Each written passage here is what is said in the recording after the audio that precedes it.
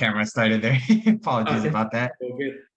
Hello, everyone, and welcome to this edition of the OTT.X Wednesday Webinar series. Thank you for joining us for another thought-provoking presentation across a broad spectrum of OTT-related topics from thought leaders across our industry.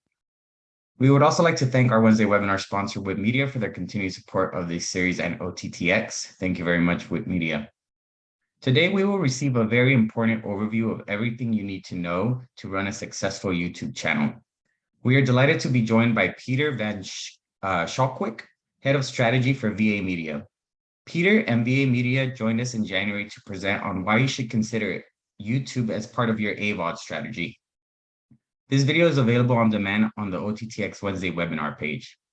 Today's conversation will be more overarching and strategy focused, as we will take a look at content strategy, content optimization, community management, and channel monetization. We will have time for Q&A at the end of the presentation, but please enter your questions into the Q&A bin as they come to you during the presentation, and we will review them at the end. I would also like to personally thank Pieter for presenting right now, as he is currently in Australia, where it's 3 a.m. Thursday morning. So technically, this is a Thursday webinar for him. So Pieter, thank you so much. And without further ado, Pieter, thank you once again for joining us, and the virtual floor is all yours. Great, thanks, Jose. Yeah, thanks everyone for joining in. Yeah, as Jose said, it's 3 a.m. over here, so yeah, it's Thursday morning for me. But yeah, thank you for joining, and thanks to OTT.X for kind of hosting us today. So yeah, I'll share my screen and we can get started.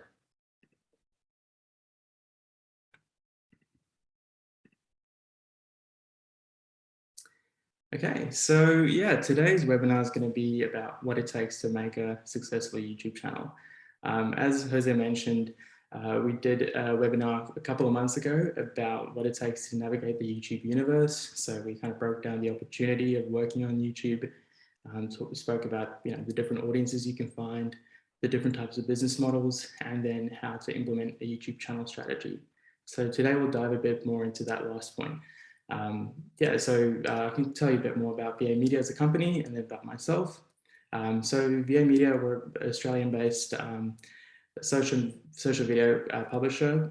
We also work with content owners to help them build audiences on YouTube and build channels, and then to monetize them. We also run a couple of our own channels that are quite successful. So yeah, hopefully I can share some of the tips and things I've learned over the years with you guys today. I've been working with YouTube for about 8 years now, so I've kind of seen the platform change a lot in that time. But one thing that I've kind of learned through that is that that time is that YouTube is such a varied platform with so much content, and if you have a great idea for a channel, there's definitely an audience there for you. So yeah, we'll go through some of the tips that I've got today, and yeah, if you have any questions, we can run through those at the end. So just looking at the agenda. So we'll kind of look at what success looks like on YouTube. So I've put together a bit of a model that you can use for your own channel just to help you benchmark. And we can look at that in a little bit. And then we'll also look what I call the 4 pillars of a YouTube strategy. So we'll look in depth and look at content strategy, we'll look at the content optimization side of things, community management, content monetization, and then we'll do a bit of a Q&A at the end. So YouTube, like I said, is a massive platform with so many users. There's 2.1 billion monthly logged in users. So if you have a great idea for a channel, there's definitely an audience out there for you. And what we can look at today is just how you can take that idea that you might have and put that into reality. Then looking at just in terms of YouTube as a platform, how it differs to some of the other social video platforms is that it's actually a lot easier to make money on YouTube than it is for some of the other platforms. If you think about TikTok, like some of the other platforms like that, they've got creator funds, whereas YouTube pays based on views and ads on content. So, last year YouTube reached about 28 billion in ad revenue, which is, really, really crazy numbers. So there's definitely an opportunity if you've got a great idea and you build an audience to generate some really great revenue on YouTube. So before we kind of look at what makes a channel successful on YouTube, we kind of have to understand what success is on YouTube. And when I talk to clients, I always say that success on YouTube is very relevant, is more relevant to the stage of your channel at a given time.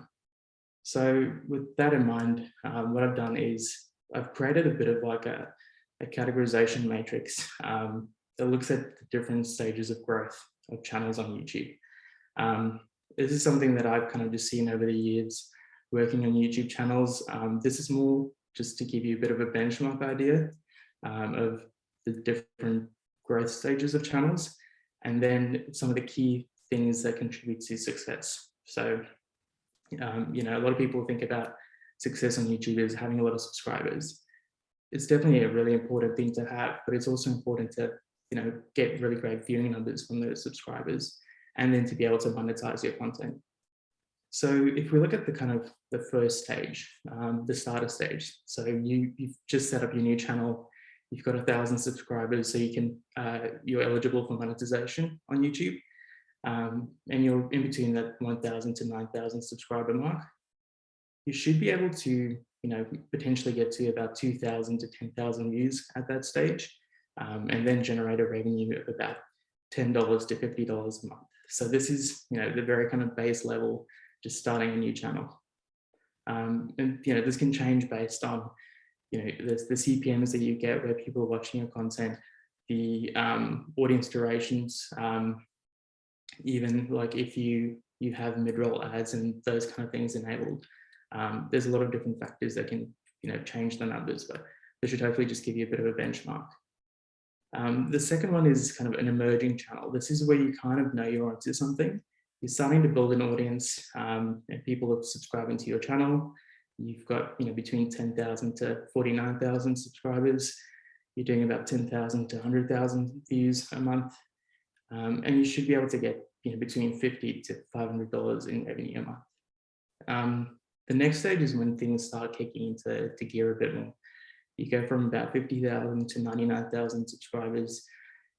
Your views go from about 100,000 to, you know, potentially a million. And this is where you can start getting a bit more revenue. So from about $500 to, you know, $5,000 from what I've seen. And a lot of YouTubers at this stage will really start prioritizing their channel a lot more, and spend a lot more time on developing the channels a bit more full time. Once you've gone past that point, you kind of go into what we call the high growth area. This is, we've got a couple of channels in this space, and we know that if we get to this space, we're really onto something, and we really need to put some resource behind building out our channels.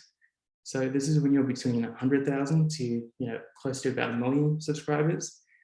From here, you can generate, you know, anywhere around 1 million to 5 million views. You can generate between $5,000 to $25,000 on some channels that I've seen around that size. And that's definitely where there's a big opportunity to kind of grow and generate revenue on a platform. And then top channels. So these are the channels that are over 1 million subscribers.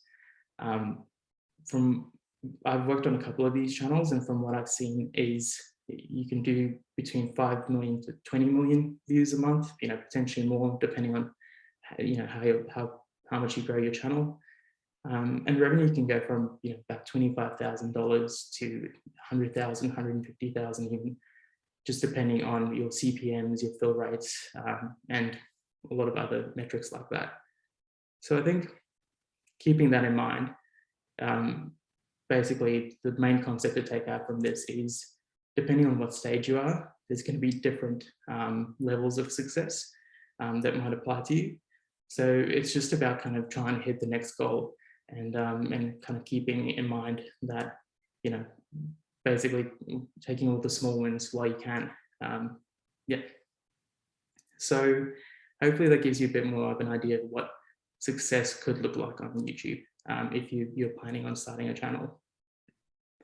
So next we'll look at, you know, you want to be successful on the platform, but what do you do to get there?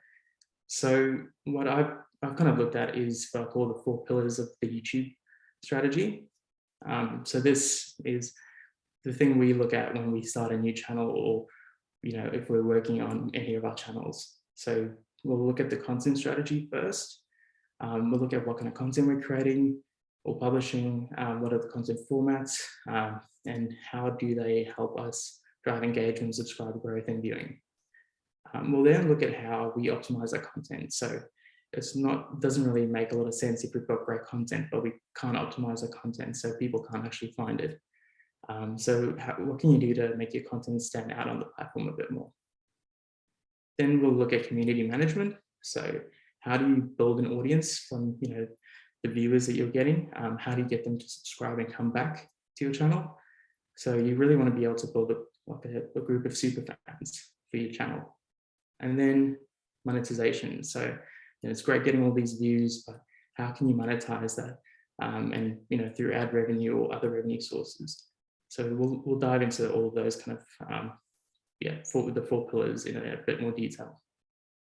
So starting with content strategy, there's over 1 billion hours of content watched on YouTube daily, and that's across over about 38 million channels. So that's so much content on the platform, and it really helps to have a very detailed content strategy when you're starting to go on YouTube and creating your channel. It really helps to go in with a clear view of what you want to do.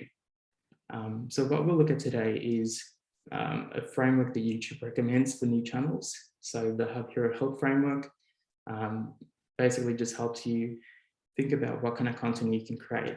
And the best channels will always have a good mix of Hub Hero Help content. We'll look at 4 common channel types that kind of appear on the YouTube platform. And you can kind of get an idea of what formats they use, and if you create a channel, which channel type it might be. We'll look at a YouTube format guide. So just what are some of the top formats that people are creating content around? And then we'll also just have a few kind of content considerations, things that I've kind of picked up over the years that that might help. So yeah, we're starting with the Hub Hero Help framework. So one thing YouTube they've always kind of spoken about is that there's usually, the channels on YouTube will usually create content that is either inspirational, entertaining, or educational. And you can actually tie each one of those kind of 3 principles to each part of the Hub Hero Help framework.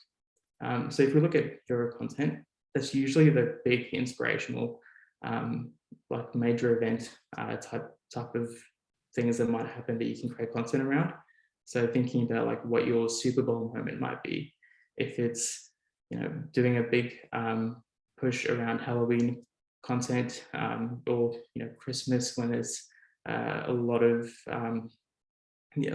people will be searching for specific types of content. That would be a really good time for you to create like a really big video. So thinking about Mr. Beast, he did that Squid Game video last year that did really, really well. So thinking about something like that is a good example of a hero content format. If you think about hub content, that's the content that's there to entertain your audience on YouTube.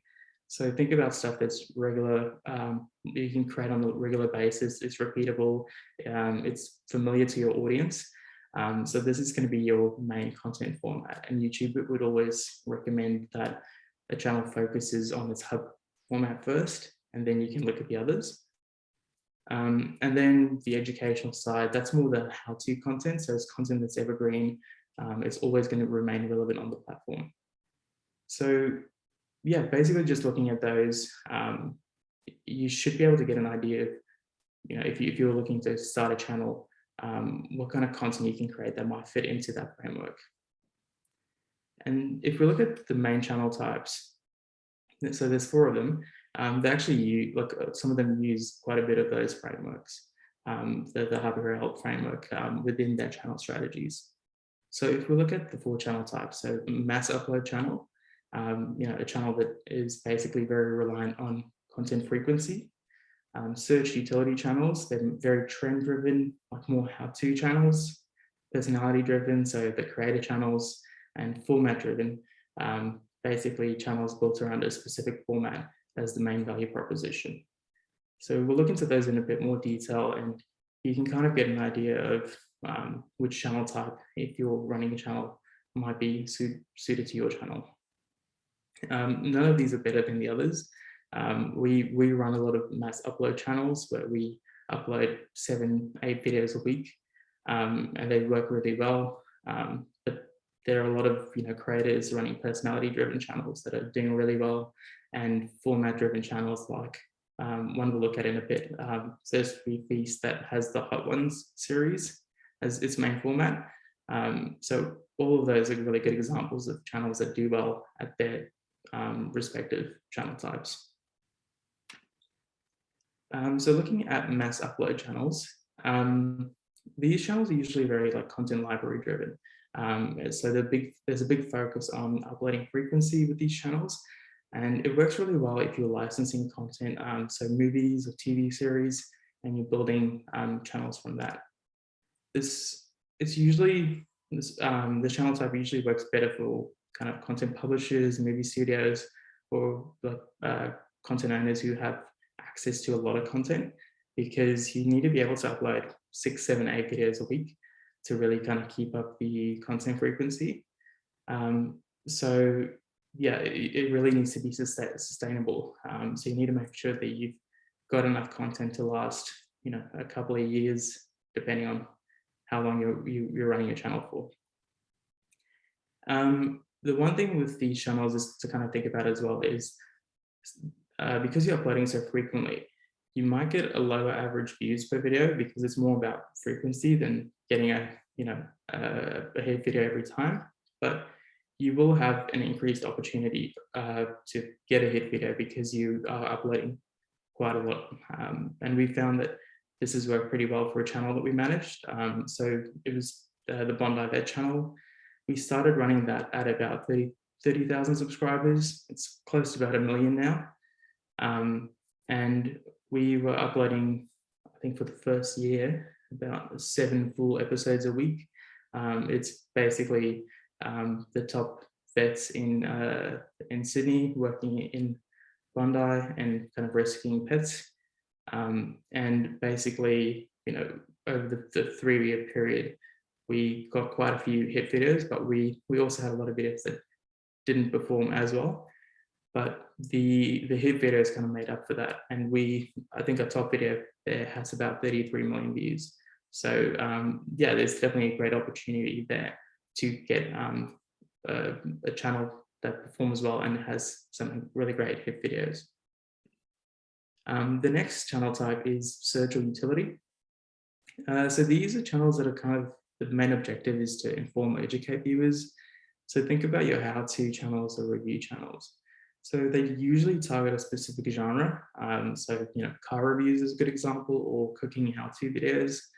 And viewership is definitely going to vary based on how searchable the topic or the genre is. An example of this is Bon Appetit. They made a video about how to make Italian cheeses.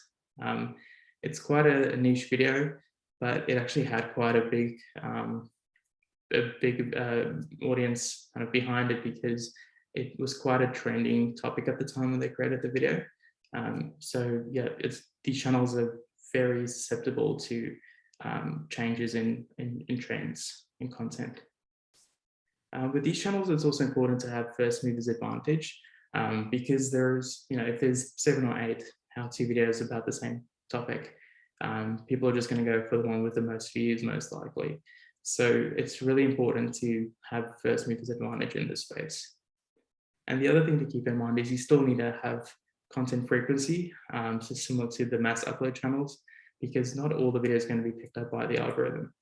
So it's still really important to publish, a couple of videos a week, potentially different formats, just to make sure that you're keeping your channel active. Then you get your personality-driven channels. So these are largely led by YouTube creators. The thing is that's interesting with these channels is that the creators can usually create content around a lot of different genres or formats right on one channel. So they can create vlogs, commentary videos, challenges, interviews, reactions, pretty much anything. And it's mainly because the audience is there for their personality. So these are what we call personality-driven channels. And because of that, these channels are quite varied, and you might find that there's a lot of different content formats that they use. So one channel that I'm watching at the moment that's quite interesting is this guy called Ryan Trahan. He's traveling from the west coast of the US to the east coast, and he started on just with a penny, and basically he's kind of incorporated two different formats. So he's taken a challenge format where he starts with a penny and he's trying to trade up to get money to buy plane tickets to, you know, make it all the way to the east coast. And then he's also incorporated the vlog format. So he's kind of mixed two different formats, which has worked quite well for him. With these channels, it's not as much of a volume play. It's more about the content quality, and if the video is entertaining and if the person is entertaining. And yeah, like I said, these channels will really focus on creating content around different trending topics or content trends. So, you know, the penny challenge is quite a popular series. It was quite a popular format on YouTube, and Ryan has kind of just taken that a step further by kind of adding the vlog part of it as well. Then lastly, we'll look at the format-driven channel. So this is a channel that can either be run by creators or by a publishing company, and it focuses on a specific content format as the main value proposition. So a really good example of this is the First Week Feast channel with their series Hot Ones. So if you think about Hot Ones, you don't really think about the channel name, you just think about the series Hot Ones. And that's because that's, you know, the main reason people go to that channel. They might have other content formats that don't really perform as well, but they know that there's a regular viewing for their kind of main content format. And yeah, with this, they're looking for consistently high viewing whenever they put out one of their Hot Ones videos. So I know that they do seasons of the show. So they won't do like a weekly episode like every week. They'll take breaks in between seasons. But when they have like a season of Hot Ones, they'll be uploading pretty much every week. So yeah, it's really important to kind of be able to make sure that you can create a content format that works really well, but it's also cheap and easy to replicate. And that's what they've done really well. So yeah, those are the top, you know, 4 channel types that we usually see on YouTube. And then I've kind of spoke about formats quite a bit. So here's a list of some of the kind of key formats on the YouTube platform. There are many more, but these are some of the main ones that we've kind of launched on our channels, or you know, that I've seen on some of the other channels that I watch. And what I find really interesting is that you're starting to get more channels that are kind of mixing some of these different formats. So as I mentioned, Ryan is on his channel mixing the vlog format with a challenge, like a budget challenge video. And Hot Ones is mixing the food challenge format with the celebrity interview format. So people are getting really creative with how they approach formats on YouTube, because otherwise everyone's going to be doing the same thing. So if we look at just some content considerations, things to keep in mind when you're creating content for YouTube. Durations, that's the first one. So over the last couple of years, we've seen that the average viewing duration on the channel, on the platform, is going up. So at the moment, it's between about 5 to 15 minutes. I'd say it's kind of going more towards that 15-minute mark at the moment. It's mainly been driven by videos over like 8 minutes in duration being eligible for mid-roll ads. So most YouTubers are going to try to create content around that 8-minute mark and over. So definitely think about like your content durations when you're planning out your content strategy. With the mid-roll ads, you should be able to generate more revenue per view on your channel. One channel that I've been watching recently is Colin Furs. So he's like a bit of a mad scientist, engineering type, and he's built an underground tunnel under his house which is really interesting. And so it's kind of a part of his tool shed, but he's got a huge underground tunnel. And what he's done is, created a series of 20-minute and over like vlog-based videos where he kind of runs through the project. But he's also used another format that YouTube have brought in, shorts, to help give a bit more context to some of the things happening behind the scenes. So he created a short video, which is about under a minute, and he posted that to kind of help promote the long form content. And the short was basically his neighbor, kind of him showing his neighbor that he was kind of digging this giant tunnel under his house. So it added kind of a bit more context to viewers, but also promoted the long form video. So those are just some of the things I would recommend when you're working on your content plan, and when you're trying to figure out what kind of content you want to create for your channel. So next we'll go to content optimization. So I think everyone's kind of heard about the YouTube algorithm. It always sounds like this spooky thing, the algorithm. But it's really important to kind of know that YouTube is pretty much a search engine, just like Google. It's that YouTube always says it's the second largest search engine, and 70% of what people watch on the platform is recommended by the algorithm. So it's really important to make sure that when you're creating content, that you're optimizing it to the best capacity so that the right people can watch your content. So there are a couple of things that we look for when we're optimizing our content on our channels. We look at metadata, so titles, descriptions, tags. We look at our thumbnails, so what's the click-through rate that we're getting? Are we finding better click-through rates on certain type of thumbnails versus others? We do a bit of A/B testing on thumbnails as well. We look at the interactive elements that we add to our videos, so end screens, cards, and chapters, and then we look at the total channel experience. So if people watch our videos and want to kind of go to our channel to watch more and kind of see what we're about, we want them to see multiple playlists of similar content.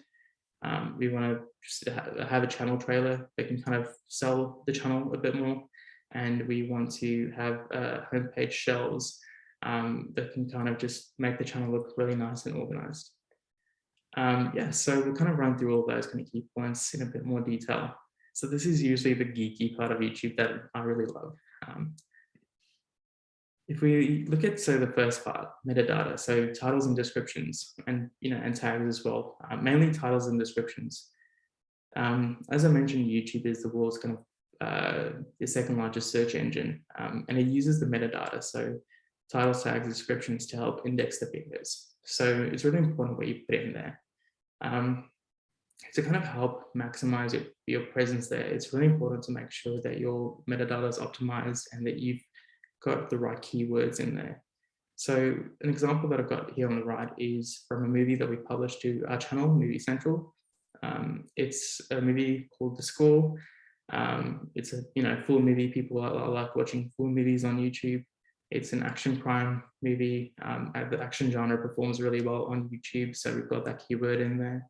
And we've got the two main actors as in the keywords as well, because we know that people will be searching for Robert De Niro and Edward Norton. With that, we really thought about the keywords that we wanted to add. Because this is a movie, we usually also add the movie bio, and we'll also, for full video descriptions, add a subscribe link if people want to subscribe to the channel. You can also then add some tags, even hashtags to your description, but tags you can kind of be a bit more specific, and you can add in some of the top kind of search terms for Robert De Niro movies or Edward Norton movies, and things like that, or free movies on YouTube. So there's a lot of things you can do there to really help push your videos and get the algorithm to start recommending your videos a bit more. Looking at thumbnails. So if you think about how you watch YouTube, most people go into the YouTube homepage and they'll just see all these thumbnails.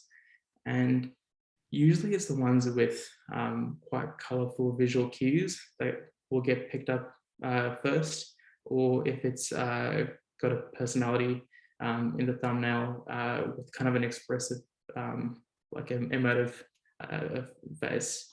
So example of that is the Mr. Beast one on the top right there.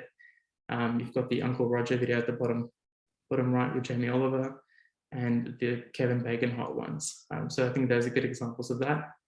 But also having like a really interesting visual cues and really interesting images will really help drive people to click on your videos when they go on the home page or on the suggested sidebar when they're watching another video. So what we recommend with thumbnails is to really keep an eye on your channel's average click-through rate. And then when you're uploading a new video, to look at your the click-through rate you're getting on that video to see if you're kind of measuring up to your average click-through rate.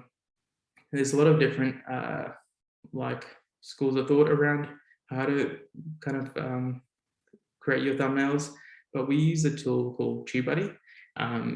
It's, it makes YouTube, like doing YouTube, a lot easier because you can run A/B tests. So what it does is, if you create two different versions of the same thumbnail, but the one might be a close-up shot and the other one might be the further back, and you're not sure which one might perform the best, you can upload both of them to the platform, also to TubeBuddy, and it will optimize your video based on which thumbnail it thinks will perform the best.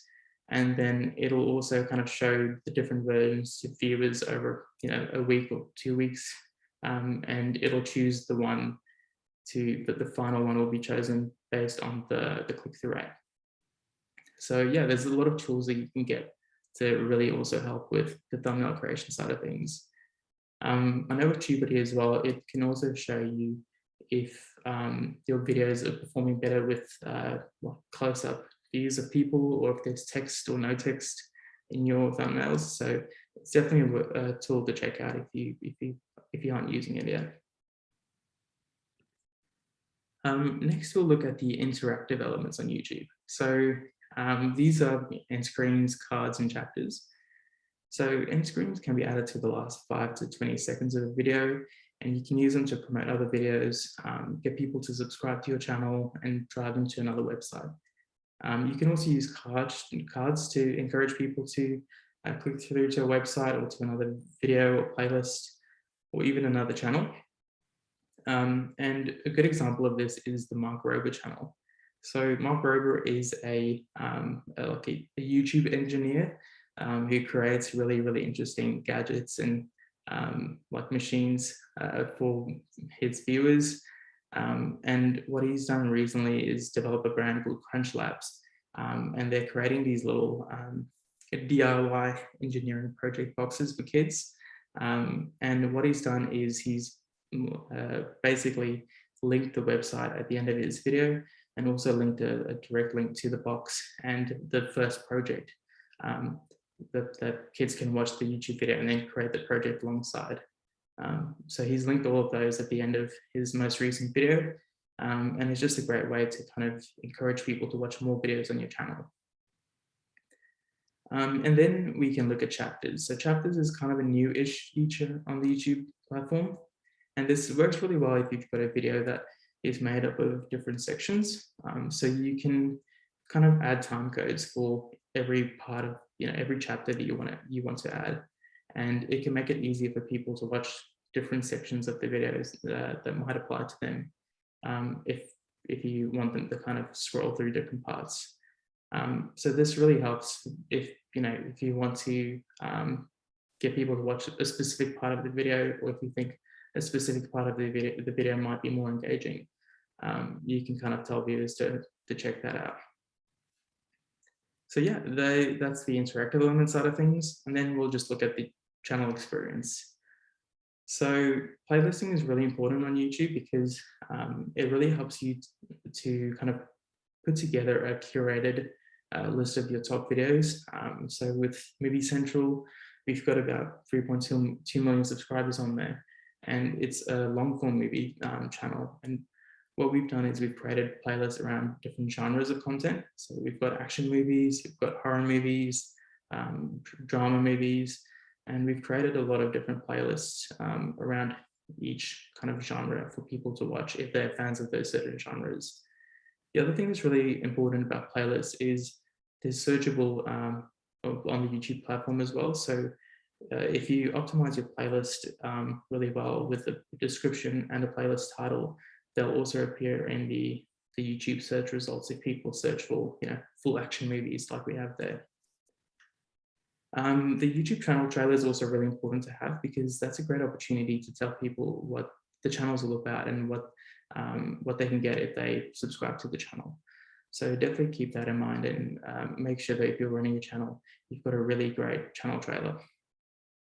And then, with YouTube, channel shelves is just a really great way to organize your channel. And you can basically feature a lot of your playlists on your homepage to make it a lot easier for people to go to your channel and find the right content that they want to watch. And then we'll dive into community management. So just a couple of slides here. But the one thing that's really great with YouTube, people think of YouTube as an AVOD platform, whereas if you think about other AVOD platforms and even SVOD platforms, they don't really have that one-to-one community feel that YouTube has.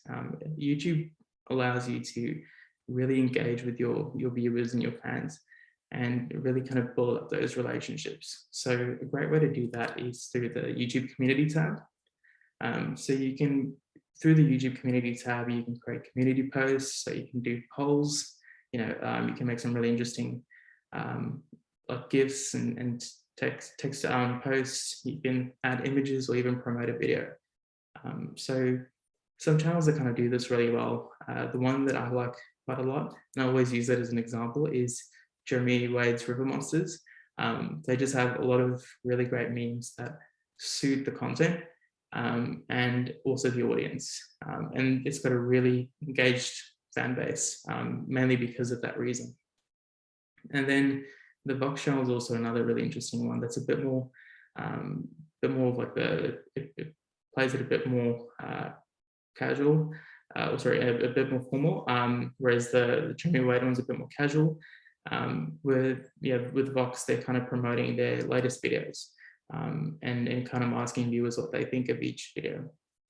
The community tab is also a really great way to interact directly with the audience in your specific tone of voice. So it's a really great way to kind of build a really tight-knit community on the platform.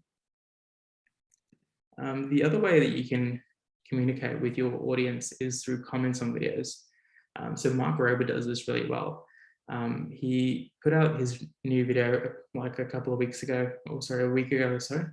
And one of the first things that he did was ask his viewers in the comment section what they thought about the video. And he also added a link to Crunch Labs if they wanted to go buy the product.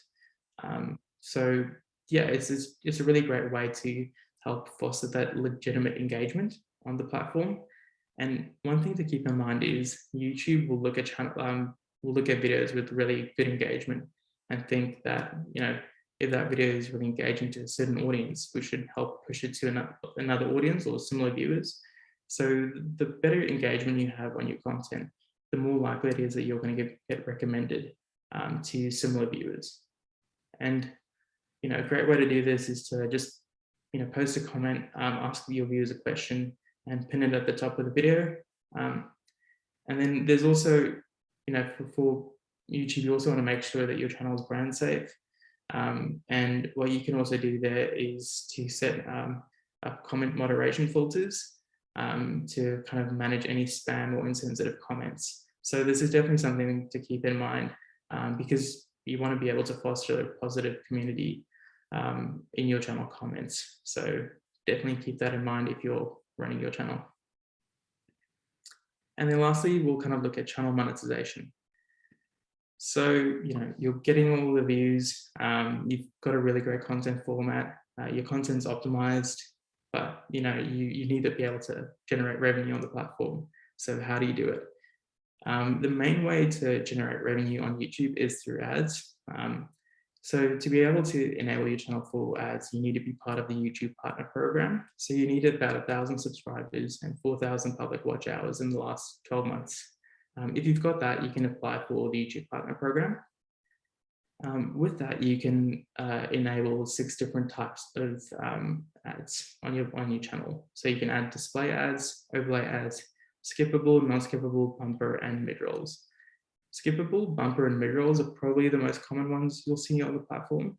And non-skippable is the one that kind of pays the most, but they're a bit more rare. So for the best revenue results, YouTube recommends just enabling all the different ad formats on your channels.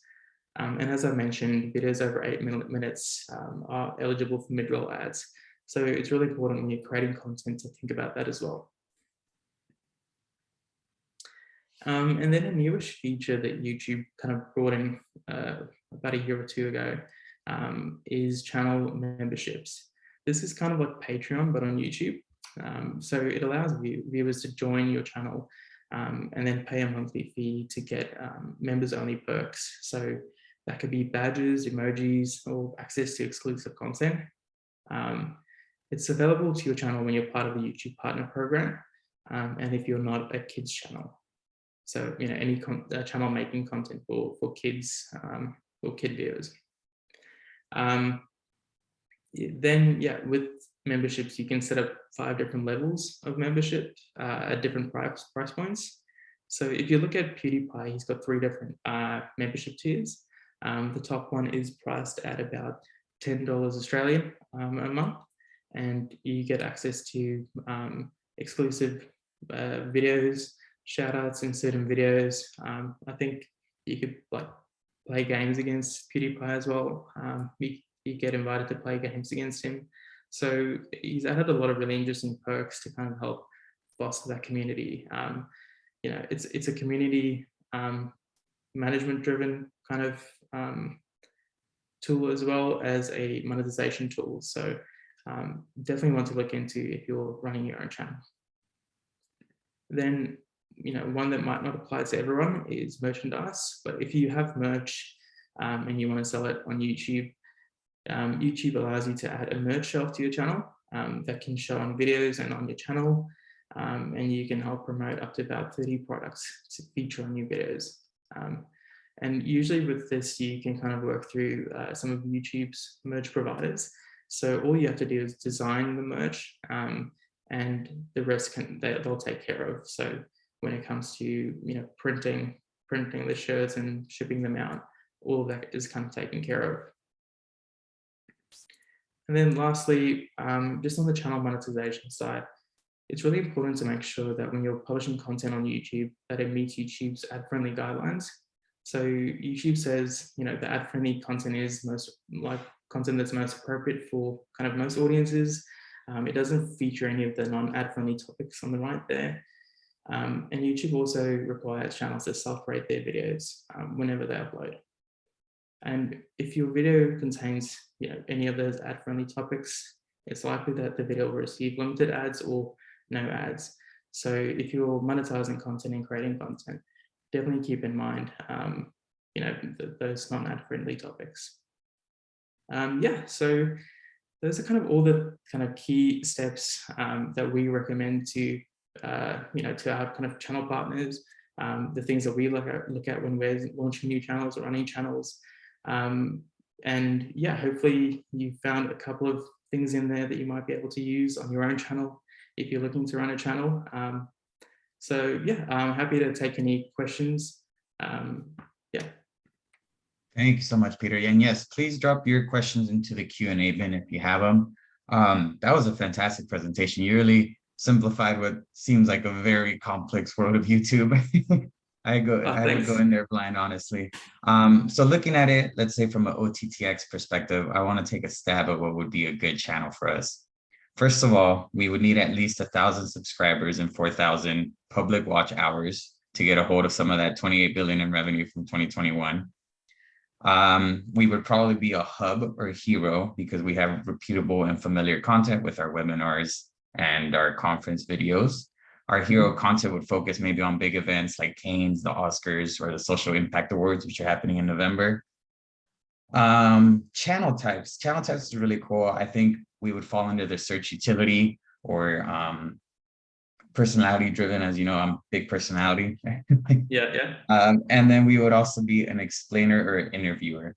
And we would be eligible for ad rolls because we're over 8 minutes. So I'm about halfway there, if I'm correct, into getting our Yeah, channel you're started. taking notes. That's great. And I think, yeah, it's there's definitely a lot of opportunity there, especially if you're an expert in something, or you can share like really great information with people on YouTube. I think, with these webinars, a lot of people, run YouTube channels, but not everyone kind of shares what it kind of takes to run a YouTube channel, the day to day. What are the key things to think about? So if you've done it and you found any kind of things you can point out in the future, you can share that with an audience on YouTube, and definitely get quite a lot of viewing, and hopefully that revenue as well. Exactly. And I like how you mentioned the first mover position being very crucial as well, especially in YouTube. I'm sure there's a lot of copycat channels once the channel takes off, that might persist. I have a question here. It says, how useful are tags in optimization? Any best practices of what should be included? Yeah, so tags used to be a lot more important. At the moment, it's mainly kind of more around your title and your description. Although with tags, I still really do focus on tags. And what I usually recommend is for channels to have what I call video-specific tags and kind of more channel tags. So the channel tags might be things like your channel name, things people might search for to get to your channel. And if you add all of those across all of your videos, it kind of helps to link your videos together. So if you think about the YouTube platform, how people are watching, if you watch one video on channel A, you'll have the search bar on the right. And what you want to do is you want YouTube to be able to recommend your other videos to those viewers. So if they're finished watching one of your videos, they'll go to the next one. I've always found that tags have helped with that. Not as much just general search, but just to help link your videos together. So I definitely recommend having, maybe 6 to 8 channel tags that are like you'll be using across all of your videos, and then using about like 10 video specific tags. So things that are kind of relate to that specific video. So hopefully that helps. Gotcha. Okay, and we got one more here from Joseph Barr, who asks, for descriptions, is it the more words the better, or what is the best way to optimize a video description? Yeah. So Joseph, it's not always the more words, the better. It definitely helps to have the right words. So, using like a keyword search tool, some tools like TubeBuddy or vidIQ have keyword search tools, and you can, it can help you think about what are some of the keywords that people are going to be searching for, and you can put that in your description. Usually what people do for most channels is they'll have 2 lines of video specific descriptions, just to kind of say what's happening in the video, with a subscribe link just after that. And then they might have like a bit of a space and some more information about their channel. And the channel information, you can set that up in the back end of your channel as a default. So whenever you upload a new video, that'll already be there. The good thing with that is, just like the tags, it helps YouTube see multiple videos on your channel with similar metadata, and it'll link them together. So that way, if somebody watches one of your videos, they might go to the other one as well. So hopefully that helps. So thank you. And there's one more question that just came in. What content license do you have to obtain to create the Movie Central channel? I'm interested in creating Asian movie TV channel. Yeah, well, there's it's a really interesting space, creating those channels, and it's taken us, I'd say, about 4 or 5 years to grow Movie Central to that size. It depends on, it's just about having the right connections with content publishing companies. We found that now that we've got a big channel, it's easier to get those licenses, and it's just about going to doing deals with production companies, channel or companies with content. So you might find movie distributors or content production companies in Asia who want to promote their content on YouTube, and you can build a channel around that. So definitely, approach those companies if you have the right contacts, and yeah, that's probably the best way to start. Okay, awesome. And we have one last one here. Yeah. Do you have suggestions for optimization on content that has subtitles in other languages? Should a line be included in the description, added to the thumbnail? Yeah, so this is actually a really interesting one. I'm about to launch 3 channels for a company, like a big studio, and all 3 of those channels are going to be in different languages.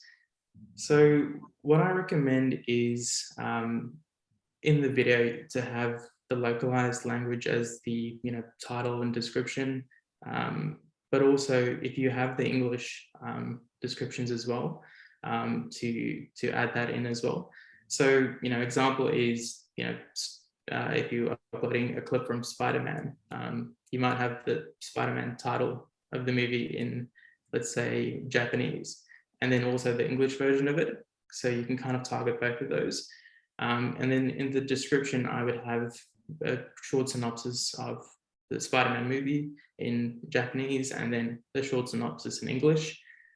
So basically, if you add subtitles to your videos, and they could be English subtitles, people can watch them in different countries and still be able to kind of find the content if they're English viewers watching this Japanese, video, but with English subtitles, or if they're Japanese viewers watching it in their native language, they'll be able to find it as well. So hopefully that helps. Sometimes it helps to have just a little flag or something on the thumbnail if you're creating a channel with a lot of different languages, or if you want to say that the video does have subtitles. It does help just having a little flag, and you can communicate that to your audience in the community tab as well, so that they know if they see that thumbnail with a flag for a specific country, they'll know that there'll be subtitles for that country on their videos. Yeah, it's a really cool idea. I think that is it. So Peter, thank you so much once again. That was a fantastic presentation, a lot of great insights into the exciting world of YouTube. There's a lot of information to process, but luckily this video was recorded and will be available on the OTT.X website. Please make sure to join us for next week's Wednesday webinar, Streaming's Agile Approach to Win Over Customers. Join James Muldrow, Vice President of Product Management for Comscore, as he gives a comprehensive overview of how streaming models are changing, what's driving the shift, and the role social media has in winning over customers in this new media landscape. On July 6th, join Whip Media as they present their annual streaming survey, how subscribers feel about their platforms. Join Eric Steinberg, Whip Media's Media Research and Insights Lead, for an overview of the results and learn why users are or are not churning and how platforms can improve their competitive position. If you're on the East Coast, OTT.X will be hosting an evening salon on July 13th from 6 to 8 p.m. at the Globe Irish Pub. This event is exclusively for OTT.X members. Any members interested in participating, please contact any of us on the OTT.X team for more info. Back on the West Coast, OTT.X will be hosting its annual Fall Summit Market Conference and more, August 31st through September 1st at the Skirball Cultural Center in Los Angeles. Activities will include 2 days of conference programming and workshops, breakouts, exhibitor booths, and tabletops, one-on-one pre-scheduled business meetings, networking breakfasts, lunches, and industrial cocktail parties. Registration for the event will open next week. And last but not least, nominations for the 2022 Social Impact Awards are open. Celebrate the content and technology being used to promote understanding, acceptance, equality, and to inspire positive action from their audience.